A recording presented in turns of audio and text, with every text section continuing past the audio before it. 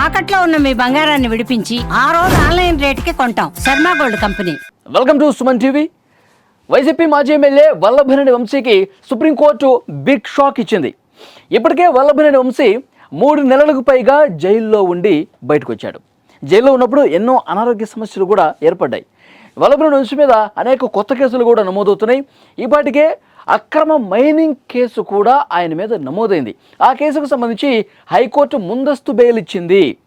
Mining శాఖ అధికారే నేరుగా complaint చేశారు.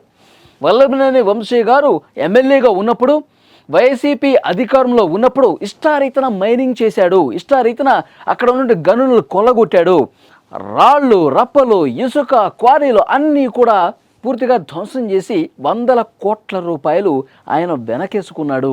దీనికి సంబంధించిన ప్రాథమికంగా ఆధారాలు కూడా ఉన్నాయని చెప్పి నేరుగా మైనింగ్ శాఖ అధికారులే కంప్లైంట్ చేసిన నేపథ్యంలో ఆయన మీద కేసు నమోదైంది. అయితే హైకోర్టుని అప్రోచ్ అయ్యారు వల్లభనేని వంశీ. ముందస్తు బెయిల్ ఇవ్వండి, ఇప్పటికే కొన్ని కేసుల్లో జైల్లో ఉన్నాం, 3 నెలలకు పైగా జైల్లో ఉన్నాం, ఆరోగ్యం కూడా సహకరించట్లేదు, ఇప్పటికే ట్రీట్మెంట్కి సంబంధించిన డీటెయిల్స్, అనారోగ్యానికి సంబంధించిన డాక్యుమెంట్స్ అన్నీ కూడా ప్రొడ్యూస్ చేసి ఈ కేసులో ఇంకా ప్రభుత్వం సైడ్ నుంచి పూర్తి ఆధారాలు లేవు కాబట్టి మీరు బెయిల్ ఇవ్వండి అని చెప్పి ముందస్తు బెయిల్కు అప్లై చేసుకున్నారు. గత నెల 29వ తారీఖున ఏపీ హైకోర్టు ముందస్తు బెయిల్ మంజూరు చేస్తూ ఉత్తర్వులు కూడా ఇచ్చింది. సుప్రీంకోర్టు షాకింగ్ కామెంట్స్ చేసింది. ఏపీ ప్రభుత్వం వాదనలను అసలు ఎందుకు పరిగణలోకి తీసుకోలేదు? వాదనలు విన్న తర్వాత, కౌంటర్ వాదనలు విన్న తర్వాత మీరు ఉత్తర్వులు ఇవ్వాలి కదా అని షాకింగ్ కామెంట్స్ చేస్తూ ఏపీ హైకోర్టు ఏదైతే ఉత్తర్వులు ఇచ్చిందో ముందస్తు బెయిల్ ఇస్తూ వాటిని కొట్టేసింది. ఈ కేసును మళ్ళీ మీరు విచారించండి అని చెప్పి హైకోర్టుకు సూచన చేసినటువంటి పరిస్థితి ఉంది. ఈ నేపథ్యంలో ముందస్తు బెయిల్ కూడా కొట్టేసినటువంటి నేపథ్యంలో ఏ క్షణమైనా వల్లభనేని వంశీని విచారణకు పిలిచే అవకాశం ఉంది. ఏ క్షణమైనా వల్లభనేని వంశీని ఈ కేసులో అరెస్ట్ చేసే అవకాశం కూడా ఉంది. ఇప్పుడు ఏపీ హైకోర్టులో అక్రమ మైనింగ్కి సంబంధించి వాదనలు జరుగుతాయి. ప్రభుత్వం దగ్గర కొన్ని కీలకమైనటువంటి ఆధారాలు ఉన్నాయి.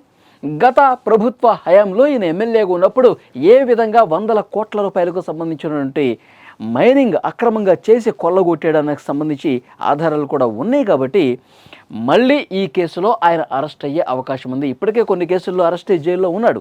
ఇప్పుడు ఈ కొత్త కేసుల్లో కూడా మళ్ళీ జైలుకి వెళ్ళే అవకాశం లేకపోలేదు అని చెప్పి పెద్ద ఎత్తున ఒక చర్చ కూడా వినిపిస్తూ ఉంది. మరొక ముఖ్యమైన విషయం ఏంటంటే ఇప్పటివరకు ఆయన చాలా కేసుల్లో నమోదయ్యి ఉన్నాయి. ఆయన మొన్నటి వరకు జైల్లో ఉన్నది తెలుగుదేశం పార్టీ ఆఫీసు మీద గన్నవరంలో దాడి చేసినటువంటి కేసులో ఆయన అరెస్ట్ జైల్లో ఉన్నాడు. ఆ తర్వాత సత్యవర్ధన్ అనేటువంటి ఆ ఆఫీసులోనే కంప్యూటర్ ఆపరేటర్గా పనిచేసినటువంటి వ్యక్తి దళితుడు, అతన్ని కిడ్నాప్ చేసి బెదిరించి దాడి చేసి ఆ విధంగా ఆ కేసును ఉపసంహరించుకునేటువంటి ప్రయత్నం చేశాడన్న ఉద్దేశంతో మొదటిగా అరెస్ట్ అయింది ఆ కేసు. అక్కడ ఆ నియోజకవర్గంలో తెలుగుదేశం పార్టీ నాయకుల మీద దాడి, అక్కడ జరిగినటువంటి కబ్జాలు, ఈ అన్ని విషయాలకు సంబంధించి ఆల్రెడీ ఆయన మీద కేసులు నమోదయ్యాయి, విచారణ జరిగింది, జైల్లో ఉన్నాడు. ఆయన ఆరోగ్యం కూడా జైల్లో ఉండి ఉండి దెబ్బతిన్న పరిస్థితి కూడా మనకు తెలుసు. ఎందుకంటే చాలా సందర్భాల్లో జైల్లో ఉన్నప్పుడే ఆయన ఆసుపత్రికి వెళ్ళటం, చికిత్స తీసుకోవటం, మళ్ళీ జైలుకి రావటం, మళ్ళీ ఆసుపత్రికి వెళ్ళటం, మళ్ళీ చికిత్స తీసుకోవటం. సో కొంత అనారోగ్యానికి గురైనటువంటి పరిస్థితి ఉంది. ఎందుకంటే గతంలో ఎప్పుడూ కూడా ఆయన అన్ని రోజులు జైలుకి వెళ్ళిన సందర్భం లేదు. కాబట్టి ఆయన మీద చాలా సీరియస్గా అలిగేషన్స్ వస్తూ ఉన్నాయి. ఇప్పుడు వైఎస్ఆర్ కాంగ్రెస్ పార్టీ నాయకులు చెప్తా ఉన్నారు, వల్లభనేని వంశీ మీద కక్ష సాధింపు చేస్తోంది ఈ ప్రభుత్వం, వల్లభనేని వంశీని అక్రమంగా అరెస్టు చేసింది, ఆయన సచ్చేలుడు, ఇదంతా పూర్తిగా ఒక రెడ్ బుక్ రాజ్యాంగంలో భాగంగా నడుస్తోందని చెప్పి వైసీపీ కౌంటర్ చేస్తున్నటువంటి పరిస్థితుంది. కానీ చట్ట ప్రకారం చేస్తూ ఉన్నాం, మేము చట్టాన్ని ఏ విధంగా ఉంటే దాని ప్రకారం మేము నడుచుకుంటా ఉన్నాం. ఆయన దుర్మార్గంగా గత ప్రభుత్వంలో వ్యవహరించాడు, దుర్మార్గంగా ఆయన కబ్జాలు చేశాడు, దుర్మార్గంగా ఆయన అవినీతికి పాల్పడ్డాడు. అవి కోర్టు ముందు పెడతా ఉన్నాం, ఆధారాలు పెడతా ఉన్నాం, కోర్టు వాటిని పరిశీలిస్తోంది, కరెక్టే అని భావిస్తోంది, అందుకే ఆయనకి రిమాండ్ విధిస్తోంది.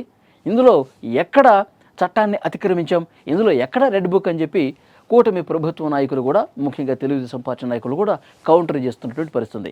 ఇప్పుడు ఈ అక్రమ మైనింగ్ ఈ కొత్త కేసులో కూడా ముందస్తు బెయిల్ రద్దయిపోయింది. కాబట్టి ఏ క్షణమైనా వల్లభనేని వంశీని ఈ అక్రమ మైనింగ్ కేసులో అరెస్ట్ చేసి మళ్ళీ జైలుకి వెళ్ళే అవకాశమే కనిపిస్తోంది. ఫ్రెండ్స్, మీకేమనిపిస్తుంది?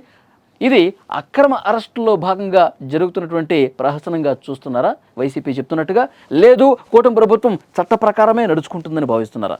కామెంట్ రూపంలో తెలియజేయండి.